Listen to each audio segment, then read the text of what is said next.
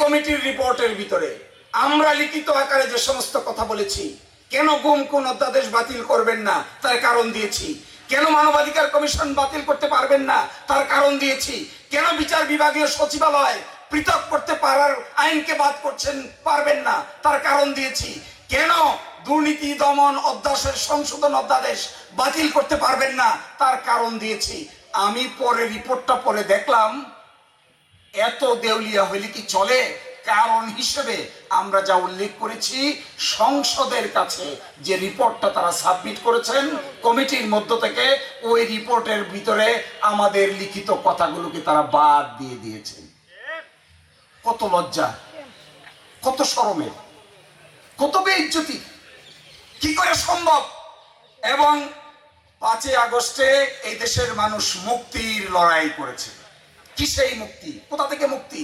System থেকে মুক্তি চেয়েছি আমরা, দুর্নীতির সিস্টেম থেকে মুক্তি চেয়েছি, সাংবিধানিক সিস্টেম থেকে মুক্তি চেয়েছি, আইনি সিস্টেম থেকে মুক্তি চেয়েছি, সুপ্রিম কোর্টের বিচারকদেরকে রাজনীতিকীকরণ থেকে আমরা মুক্তি চেয়েছি, আমরা মানি লন্ডারিং থেকে মুক্তি চেয়েছি।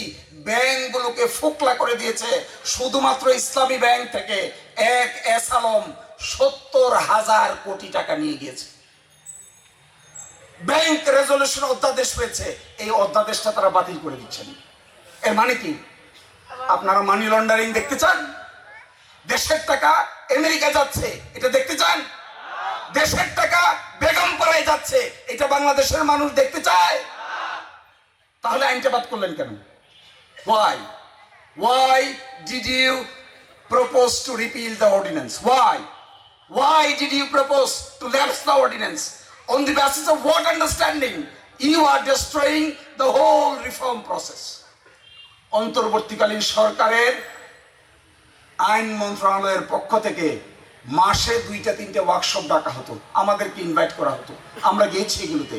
গুম প্রতিরোধ এবং প্রতিরোধ অধ্যাদেশ বাতিল করে দিয়েছেন। কেন?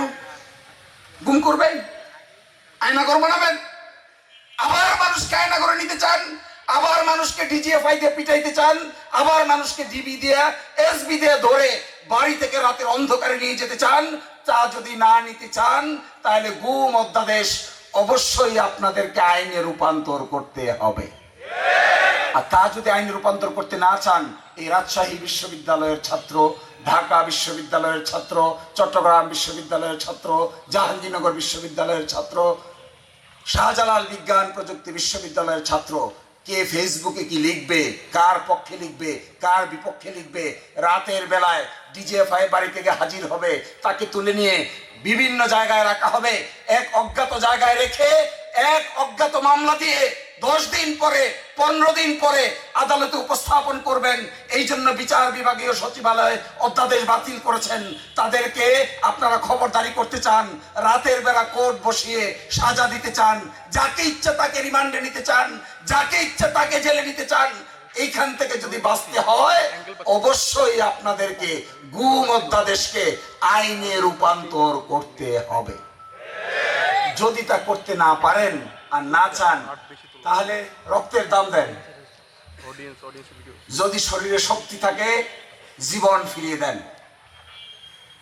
যদি মনে জোর থাকে পঙ্গু মানুষের হাত জোড়া লাগিয়ে দেন, যদি ক্ষমতা থাকে অন্ধের চোখ জোড়া লাগিয়ে দেন, যদি ক্ষমতা থাকে একজন মায়ের আর্তনাদ ফিরিয়ে দেন, যদি ক্ষমতা থাকে একজন শিশুর জীবন ফিরিয়ে দেন, যদি ক্ষমতা থাকে যার গায়ে গুলিবিদ্ধ হয়েছে, যে শিশু গুলিবিদ্ধ হয়েছে, যে মা গুলিবিদ্ধ হয়েছে, যে পোশাক শিল্পী গুলিবিদ্ধ হয়েছে, যে তরি তরকারি বিক্রেতা গুলিবিদ্ধ হয়েছে, তার জীবনটা যদি ফিরিয়ে দিতে পারেন, এর বিনিময়ে যা চাইবেন সবকিছুতে আমরা আপনাদের সাথে রাজি হইতে রাজি আছি।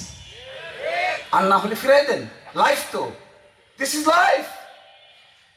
1400 মানুষের জীবন, 1500 মানুষের জীবন, 30,000 মানুষের হাত, পা, চোখ, নাক, কান ফিরিয়ে দেন। ফিরিয়েও দিবেন না। হঠাৎ করে বিদেশ থেকে এসে নির্বাক চলচ্চিত্রের মতো পার্লামেন্টে বসে আচরণ করবেন। তা দেখে কি বাংলাদেশের মানুষ খুশি হবে? দেখেন না আমাদের দেশের প্রাইম মিনিস্টার কথা বলে না, দেখেছেন? বিশ্ববিদ্যালয়ে আমরা পড়েছিলাম একটা এমসিকিউ প্রশ্ন, তো বাংলাদেশের প্রথম নির্বাক চলচ্চিত্রের নাম কি? সাধারণ জ্ঞানে এটা ভর্তি পরীক্ষা আসতো। আমার ধারণা এখন ভর্তি পরীক্ষা হইলে প্রশ্নের উত্তর হবে বাংলাদেশের সংসদ। এইটার নাম হলো নির্বাক চলচ্চিত্র। পাশে বসে রয়েছে আরেকজন দাঁড়ায় বলে, আমি ওনার পক্ষ হইয়া কথা বলতেছি।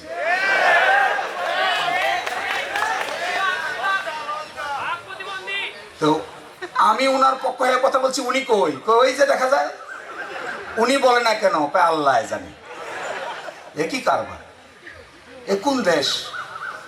সংসদীয় গণতন্ত্রের নিয়ম হলো বিরোধী দলের নেতা বলবেন আর এইটার কনক্লুশন করবেন হলো হাউজের লিডার। বিরোধী দলের নেতার পরে এই বক্তব্যের জবাব দিবেন শুধুমাত্র পার্লামেন্টের যিনি নেতা তিনি।